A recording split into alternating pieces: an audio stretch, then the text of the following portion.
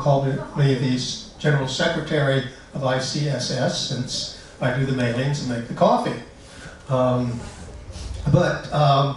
Most of you have been here before, so that you know that ICSS is an independent group of scholars, students, and activists who were brought together about 10 years ago, maybe 15 years ago, by the library as part of the library's outreach in education and education and something else, outreach. But basically the idea is to keep the works of Karl Marx alive, and when we say alive, we don't just mean in books, but as actual analysis of ongoing events. Duh. Excuse me. Tell us the silence their phone. You got to take your own advice first. Well, it's my daughter-in-law. But anyway, sorry about that. None of us are perfect, and just wanted to demonstrate that. But Good demonstration. good demonstration. So turn your cell phones off, God damn it. Okay, we are an independent group. Some of us are members of disciplined parties. Some of us are members of undisciplined parties. Some of us are just independent Marxists who really have a deep respect for the work of Karl Marx and a belief that his work will remain as important for class struggles in the future as they have been in the past. And we have really, I think we've had a number of excellent scholars and talks on diverse topics, and what we have today is a very good example of that. And I will turn it over to Raj to introduce our speaker and maintain discipline. I'm a disciplinarian. So it's my pleasure to introduce Sharat, whom I have known since 1974. We were both kids. He was doing his PhD. Sharat amazes me. He has traveled all over the world. If you name a country, he's probably been there. And not only that, the second amazing thing, he's so disciplined about photography and notes that he creates wonderful presentations, and he is writer in many magazines of the left, of articles on current political struggles and also past on history as well as theory. So Sharat is presently has been past president of San Jose Peace and Justice Center, which I think was formed with his participation, as far as I know. And he is presently involved with the Initiative for Equality, and he's on their board of advisors. So I'd rather you listen to Sharat than me introducing Sharat. Welcome, please welcome Sharat.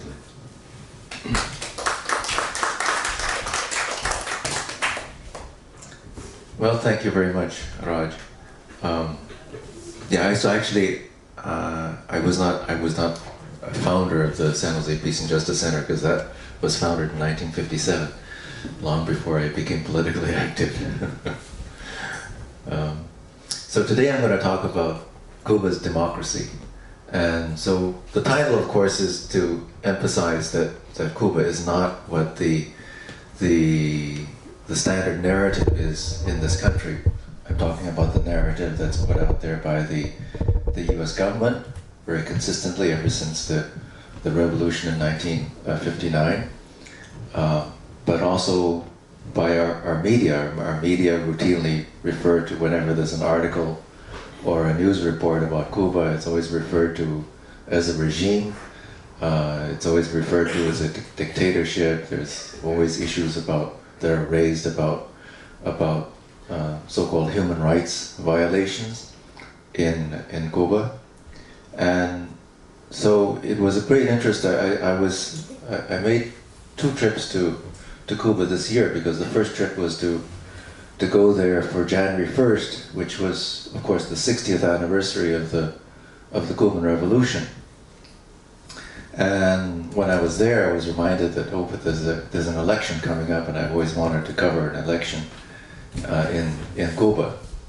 So I decided to go back in February, because what Cuba did in February was on February 24th, was to hold an election to ratify a new constitution. Cuba has always had a constitution since early in its revolutionary history.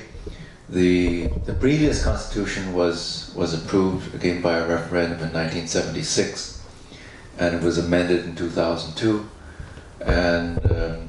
and so there has always been a constitutional, legal framework for what is being done in Cuba, and this referendum for this new constitution came about because there's been tremendous changes that have taken place in Cuba, particularly in the last 15 years, or certainly the period after the special period. The special period is the period after the collapse of the Soviet Union, which was a very difficult period. This was between 1990 and 2000, where Cuba really had to make all kinds of sacrifices to survive without the support of the Soviet Union. But as it emerged from the special period, there were changes in the world, and Cuba was also trying to adjust and adjust its economy, and has made a lot of changes. And one of the most notable changes is the openings to small private businesses and to worker-owned cooperatives, particularly those in the non-agricultural sector.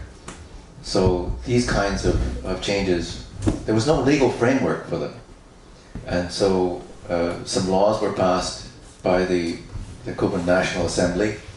The complete name is the National Assembly of People's Power, and to enable, for example, the creation of these worker-owned cooperatives, and but still they could not go very far because they wanted to have a constitutional framework for all the different types of enterprises that are emerging in modern-day Cuba. So they had this election on February 24th to vote yes or no on the new draft constitution. So I want to cover that, but the most remarkable process is the 8 months, the total eight months from the time this constitution was proposed till the time that it was voted on, because this was a very dynamic process that I want to talk about. So the image that I have put up here is of a polling place in Cuba on February 24th, and it's if you look at the whole thing, it's really very much like a polling place right here in California. They use paper ballots, and there's a ballot box which is sealed in the morning, and it is not unsealed until the end of polling at the end of the day. And you see on the right there's a table with the poll workers. So a voter comes in with a voter ID card, and they're looked up on a roster of names, and people have to find the precinct in which their name is listed. So it goes by neighborhood, and then further down the line they go and pick up a ballot, and they're also crossed off a street index. So it's very much like what we do here in California. And then they go into a booth there, which enables them to mark a secret ballot. They fold that ballot and then put it into the ballot box. And then there's a person over here on the far left who is what she's doing is she's tallying. So it's another check on the process. So every time a voter comes in who receives a ballot, she checks that that one person has voted. So she has a tally of the total number of votes that were cast that day. And all these numbers have to match. I'll show you more about it in a moment. So before election day, there are notices like this that are posted here, which say that there is going to be places participating in the election and for the Constitutional Referendum, and it is for people in such and such neighborhood, and that neighborhood is usually identified, for example, in this case, by a Committee for the Defense of the Revolution, a CDR, and then everybody knows which CDR they belong to, and so that they know that okay, whether or not this is their voting their polling place. And there are some, campaigns in Cuba are not big, in the sense that there aren't, you don't get bombarded by mailings and posters. But this is, I mean, it's if you look at it, you see a lot of these I wouldn't say a lot, you see some on government buildings. You'll see some of these signs which say "I vote yes." So it is a poster which is in favor of approving the new constitution. And it's not that the campaign for or against the referendum is one-sided, but rather that you have to look at it in the context of the culmination of this 8-month process, which I'll get into. And this is on election day, this is what the outside of a polling place actually looks like. Again, it's very similar to the U.S. There's a flag, so that sort of attracts the eye. The next thing if we start from the left and go to the right, so the second thing on the left is the street index. So a voter can go up there, and if they're not really sure whether that's the right polling place, they can go look at it and see and find their name and say, okay, this is my place. And then other people can also look up, just like they do here in California, to see whether someone has voted, whether they've been crossed off that list, and if not, we'll go out and help that person come to the polls. And next, to the right, on the right side of the door, is an information board that gives some information about this election, and then the symbol of the National Election Commission. So this is a different polling place, just outside of Havana, and this is a voter coming in. They're presenting themselves at the roster of voters. They're looked up in that roster, and if they're there, then they can vote.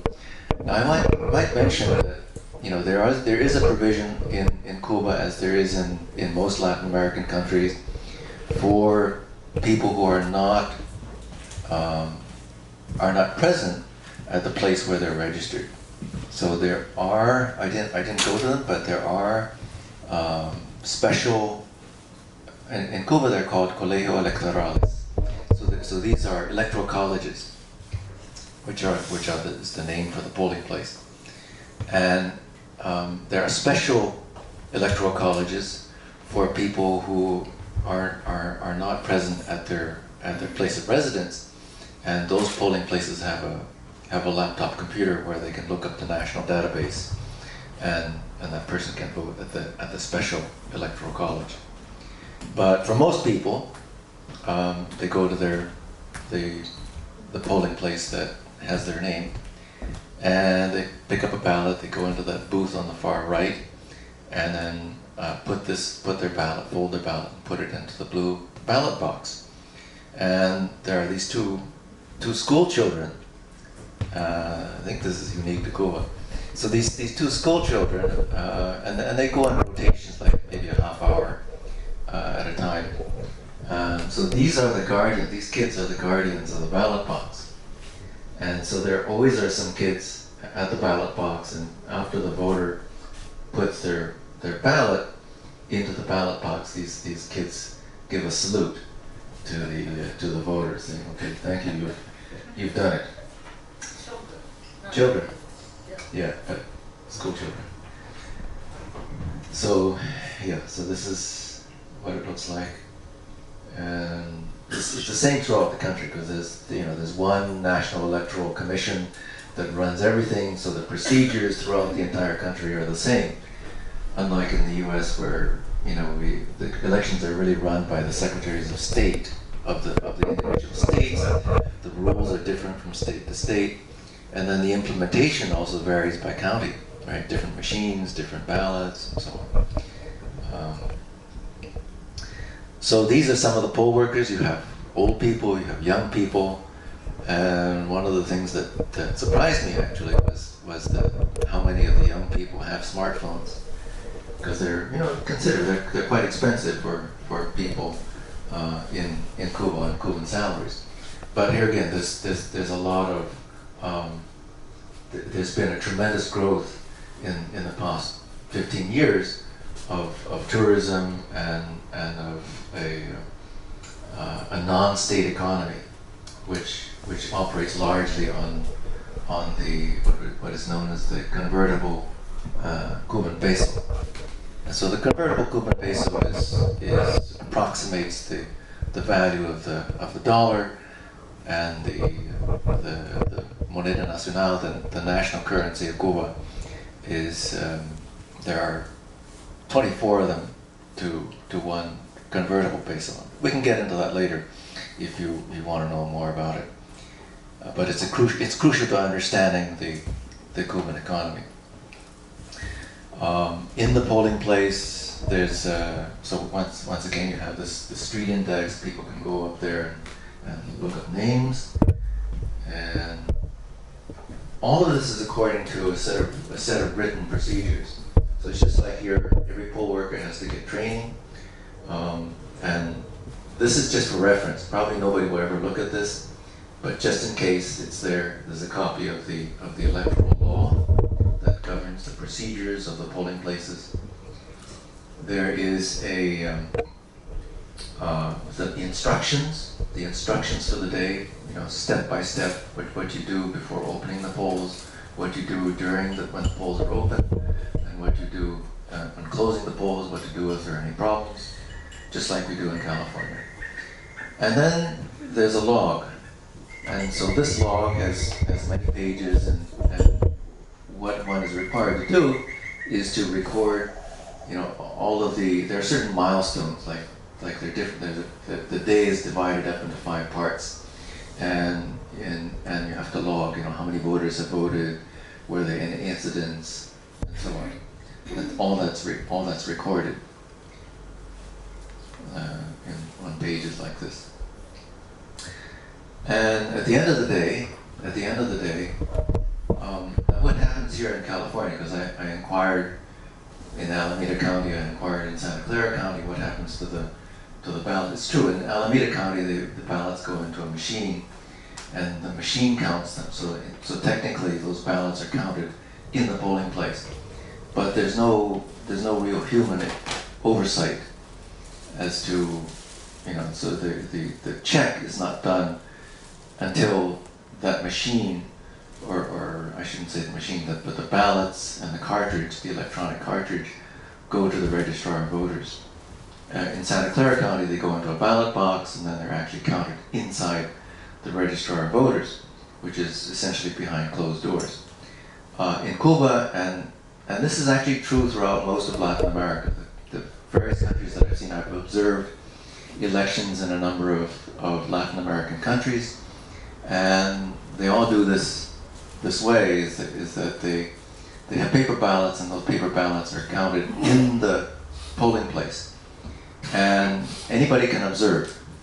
So if you want to stay after the polls closed, if the media wants to come, if anybody wants to observe, they can observe the counting of the ballots. So it's transparent. It's not behind closed doors. And the way they do it is and I've seen this again in other Latin American countries, they take the ballots, and usually the elections over there are very simple because you don't have a lot of different issues on a ballot. So in this case, it's a referendum, and so there's only one issue on the ballot, and it's really easy. You count the ballots and put the yes votes in one pile, the no votes in another pile, the blank ballots in another pile, and then the invalid ballot. So if somebody marks some nonsense on the ballot, that's considered a spoiled or an invalid ballot. So you've got these four piles. Mark say what? If one marks some kind of nonsense on that ballot, that's an invalid ballot. Okay. So you get four piles, and then what you have these four piles, and then they'll count the number of ballots in each pile. Okay, so now what's important? Okay, what I wanted to do is talk a little bit about the election. So from what I saw, I see no reason to disbelieve that this election process, the counting of the ballots, has integrity. What's more crucial, however, is really what happens before the election, right? The corruption of the U.S. electoral system is not in the counting of the ballots, but in the money that influences elections, the way that candidates are vetted, for example, for debates, is that only the major candidates get into the debates. The way that third parties tend to be excluded. So it's really what happens before the election that's important. In the case of Cuba, for this constitutional referendum, this is what happened. It's not simply that the government, somebody in the government or even the National Assembly, writes up a draft constitution and puts it on the ballot and says, okay, vote. That's not what happened.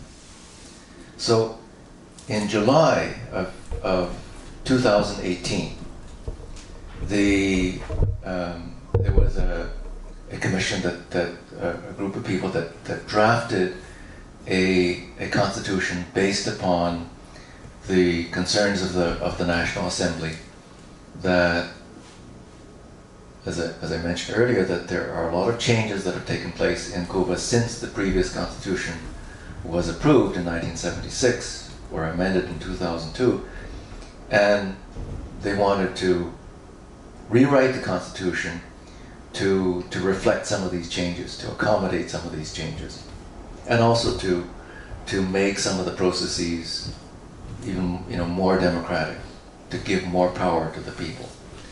And this has been a long-term trend in Cuba. So a draft was created in July of 2018. It was circulated, and what was initiated was a process whereby thousands of meetings were set up.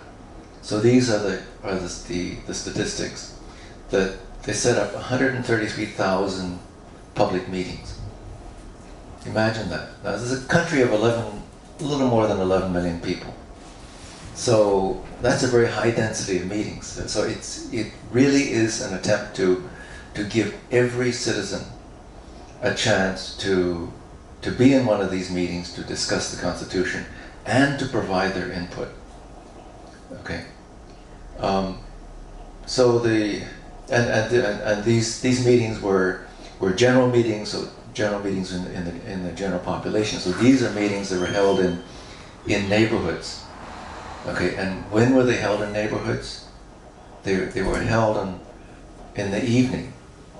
And a lot of them were like Sunday evening, because that's the day that people were not working. The largest number of people were not working. They're home, they're in the neighborhood, and they can participate in the meetings.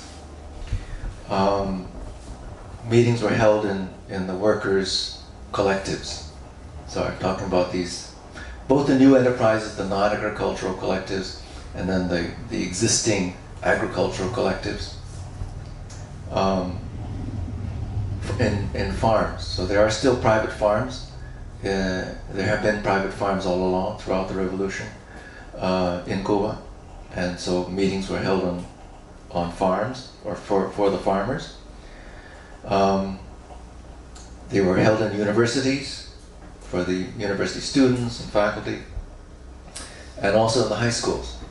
Why in high schools? Because the voting age in Cuba is 16. And as a result of this process, which took 4 months, right, from August to September, there were these thousands of meetings taking place. As a result of these meetings, there were 1.7 million critical comments. In other words, comments where people said, this is not right, or this needs to be changed, or why don't we do this? Okay. 1.7 million comments were recorded. Of those, almost 800,000 resulted in specific proposals. Specific wording changes. Okay? So these were most of them modifications, additions, deletions, and then question marks, right? That were somehow resolved later on, or maybe not resolved. And also this participation of Cubans who were living abroad.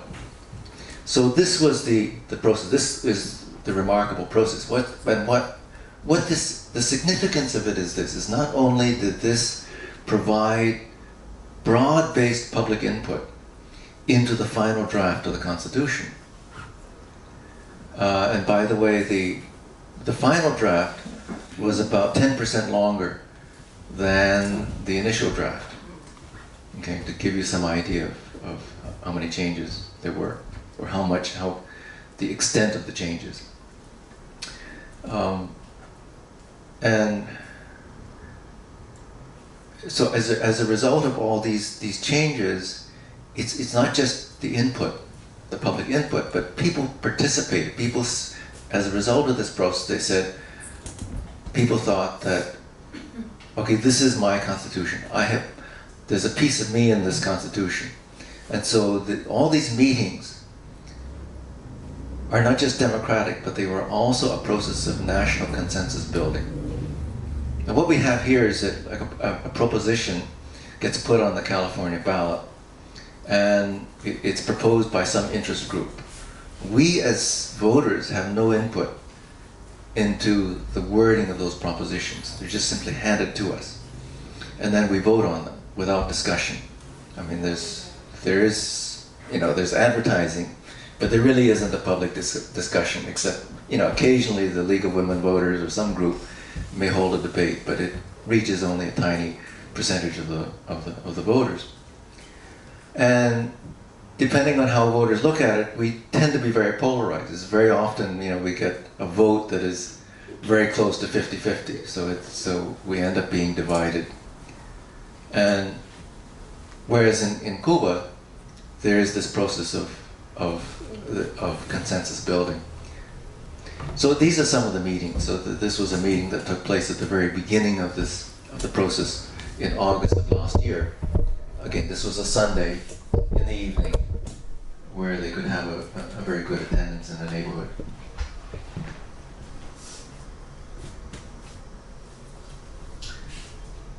And this is in another neighborhood meeting. But this is also on a Sunday. These are all Sundays.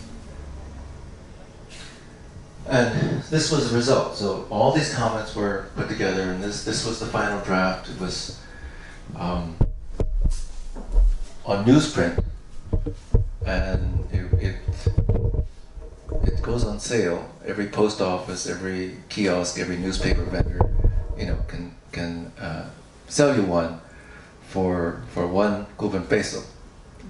So one Cuban peso, which of course for us it's very cheap. It's like 4 cents. But for them it's like $1. It's like $1, but still, it's, you know, it's very, everybody can afford one Cuban peso. The votes. So what was the vote? Well, first of all, the participation. You know, if you take the total number of registered voters, 90% of them voted in this election. Okay, I don't think we ever get anywhere close to that here in this country. And of those who voted, 90% voted yes on the referendum. About 10%, almost 10% voted no, and you see that there are some other, you know, invalid or blank ballots. So I think that sort of gives you some indication of a sense of consensus. Now let's look at some of the changes in the Constitution.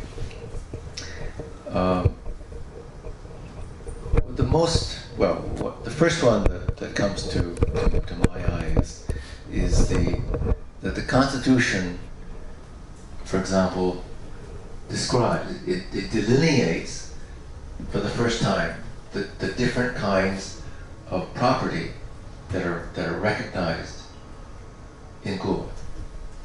And this includes not just the means of production, but also other things. So the first is socialist property. Socialist property being property that's owned theoretically by all of the people, because this is state property. So all of the state enterprises, the state farms, is part of socialist property. Okay, we're talking about means of production. And then there's cooperative property. So these are the workers' cooperatives or collectives. They really are collectives because they're worker owned, whether they're agricultural or under the new law, non-agricultural. And then let's skip down to the fourth one. There's private ownership of specific means of production. So another specific means that there are certain types of private ownership of the means of production that are allowed. Not everything is allowed. This is still a socialist state, and so there are limitations on private ownership of the means of production. So the size is limited, the number of employees is limited, and the sectors are limited. So you cannot set up a private enterprise in a strategic sector. Then there's mixed property, so it could be mixed ownership, something that is jointly owned between private and government, or foreign ownership. And then actually down at the bottom there's also foreign investment. So foreign investment is a recognized means of ownership of the means of production. And then the other two is, the number three is property of political, social, and mass organizations. So sort of, the organizational property, which is not, generally speaking, is not necessarily production. And then personal property. Personal property is there just so that it's very clear that in a socialist society, the state does not own your toothbrush. Okay, it does not own your house. You can buy a house in Cuba. You just can't buy the land, but you can buy the house. And that's private, personal property.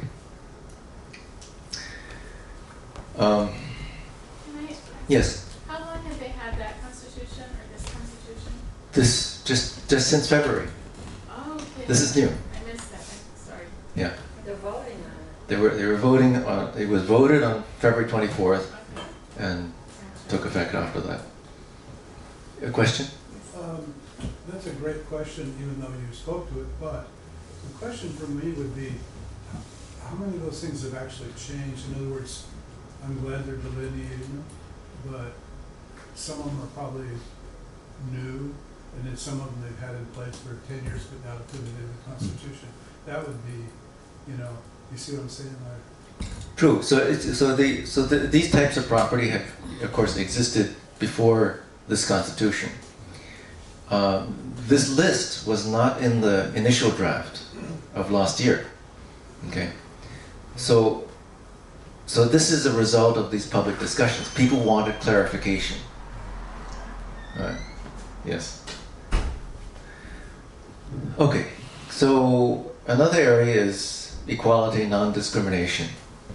So we're talking about human rights, and what are the categories of non-discrimination?